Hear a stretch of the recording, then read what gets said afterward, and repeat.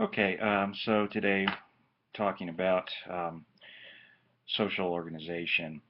Um, Anthropologists have long been interested in social organization, particularly in the question of kinship, that is blood kinship and descent.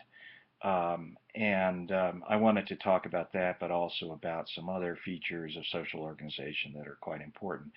Let me begin with the question of social class.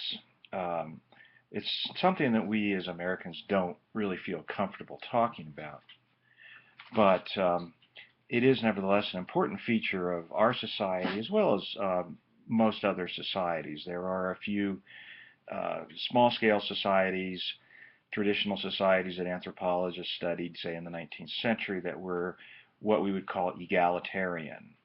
But most societies that are based on agriculture or industrialism are in fact uh, quite differentiated in terms of class. That is, they have what we call stratification.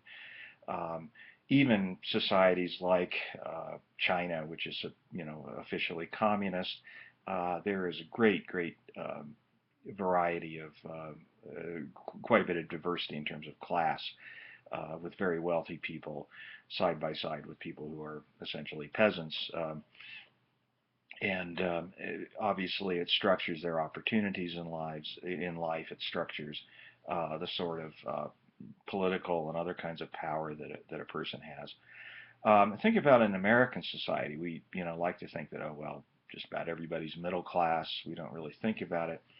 But that ignores the reality of the situation. It ignores the fact that we do have a very large and growing um, underclass of people who are working at, say, minimum wage jobs. And studies have shown again and again that it's impossible really to live on a minimum wage job, working 40 hours a week, um, without food stamps or some other kind of assistance. And so this is a kind of dead end situation a lot of people find themselves in. They can never move out of this particular situation. People who are on that end of society also tend to have less access to many other things in society, such as healthcare, education, even political power. It's often, depending. One of the reasons that there's so much debate about um, voter laws and that kind of thing, and when the polls are open and so forth, is that people who work in these kinds of jobs often don't have the sort of ability to take off an hour and go vote on a Tuesday afternoon. So it's much better if the polls are open on Sundays, or you can mail in your ballot or something else, some other form, like even it's been discussed using being able to use the internet for elections. So the people at that end of society lack access to political power. If we look at the other end of society, the very wealthy, then of course they're everything I said about the working class people is exactly the opposite. They have access to politicians. They have the ability to buy unlimited political advertisements. They have the education to be able to, say, write a letter to the editor of the New York Times.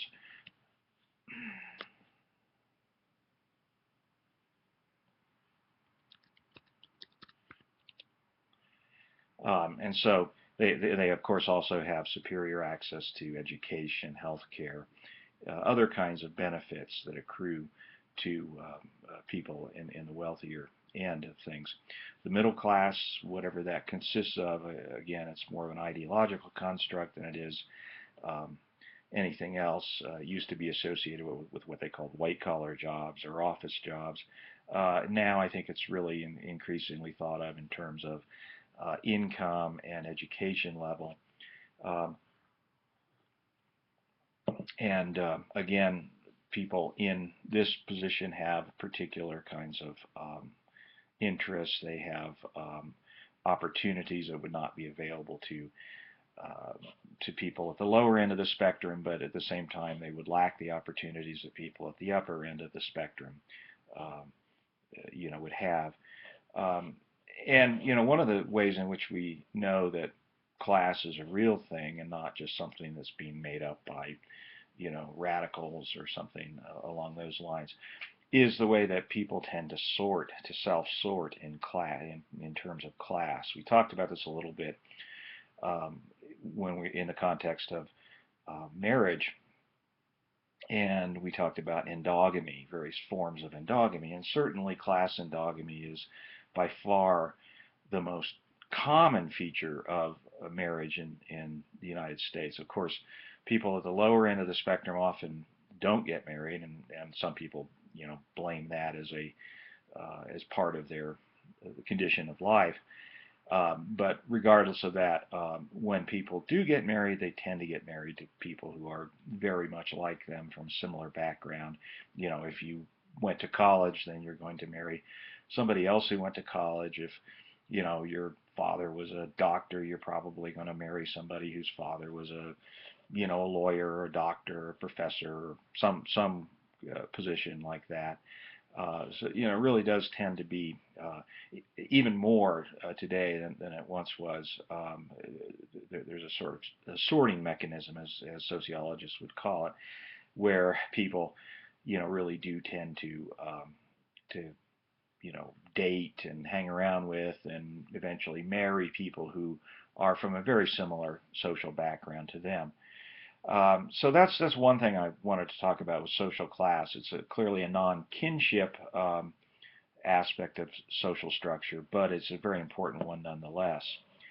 I wanted to talk a little bit today about as well about American kinship, forms of American kinship. I spoke about this in class. Um, we have a non-unilineal, or what's also known as cognatic kinship system. It's technically known as the Eskimo kinship system, which is interesting. Um, it means that essentially we don't have lineage groups. We don't have any kind of permanent kin organizations at all. We have a network of kin or kindred that sort of radiates out from us. So we call it egocentric. It starts with the ego. You alone, and well, if you have a full sibling, you two will share a unique um, kin network. Nobody else has that same kin network. So your parents would not have it because your mother would not be related at all to the people on your father's side, and vice versa. So we have this unique kindred group that really doesn't exist except through us and through our awareness of it. Um, they might all get together, once or twice, if you get married or, some other important life event, you might get most of your kindred assembled at one time, but specifically for you, not because they have any sense of themselves as a group or a sense of identity. In fact, if you've been to situations like this, very often uh, relatives on one side of your family will not even know relatives on the other side of your family. So far from being any kind of a corporate group, it really is only a sort of network that you yourself, has access to. Now, why is it that we share this same kind of kin structure with the Eskimo and with actually many, many foraging or hunting and gathering groups? Well, the key word here is mobility. In American society, we're very mobile. We move for jobs. I mean, you're certainly familiar with that. You probably have had friends who've moved to Denver or to California or someplace to get a better job than they could get here. Um, it's very, very common. Um, Similarly, as we've talked about, foraging groups like the Kung and the Kalahari or the Eskimo or many others are also very mobile. They're uh, nomadic in some way. They might be seasonally nomadic, make seasonal rounds, what we technically call transhumance, or they might be more, sort of radically, always pushing ahead to someplace new. But in any case, their mobility is a feature of their lives, just as it is of ours. And so one notion here that is that kinship systems, are one way of adapting to a particular environment that is not just the natural environment, but the social environment and so forth. And so having this kind of a very, shall we say, very flexible and loose kinship system is actually advantageous. Think about it. If you get a job in a distant city, say you move to Seattle or someplace, and you've got a second or third cousin there, you've never met this person, what are you going to do? Well, uh, not everybody would, but a lot of people would give that person a call or, contact that person on Facebook or something. You know, um, not that being a distant cousin is that strong of a tie, but it's better than nothing. You might get introduced to this person's circle of friends. You might learn about where you want to live in the city. You might even hear about a job opportunity or something like that. Um, and by the same token, if you're Juhoansi or Kung in the Kalahari and you're coming into a new settlement, and it really helps to have somebody you can call a kin person there, to who will welcome you. And for them, it even reached the point that they would invent fictive kinship. That is ties that didn't necessarily have any basis in genealogy, but that they would call each other by kin terms. And again, we can think about that in American society. We talked in class about, say, fraternal organizations. Well, what do you call people who are in your same fraternal organization? You call them brother or you call them sister, and this is regardless of what your relative ages are, and so forth. So you also have the potential of having this fictive kin group. So that's quite typical of the way that kinship works, both in advanced industrial societies as well as in hunter-gatherer societies. The opposite type of kinship would be unilineal kinship, and that is essentially a group that has a permanent quality to it. That is, it exists before you were born. It will exist after you die. Has a separate identity. Often holds property. So it might hold land, other kinds of things. Has symbolic properties. So think about coats of arms or family crests. And this sort of thing. And, obviously, once upon a time, well, if your ancestors were European, you would have had something like this. We know that through just thinking about the way that our names work. At least in traditional society, we take the name of our father. So clearly that implied some previously existing patrilineal kind of kin group, which in turn provided the basis for all sorts of political structures. If you look, at the history of Europe in the Middle Ages, you have this feudal system, and it's all based on inheritance from father to eldest son, a series of titles that, like such as Duke or Earl or, what have you, that would be handed down from father to eldest son, creating these very powerful entities.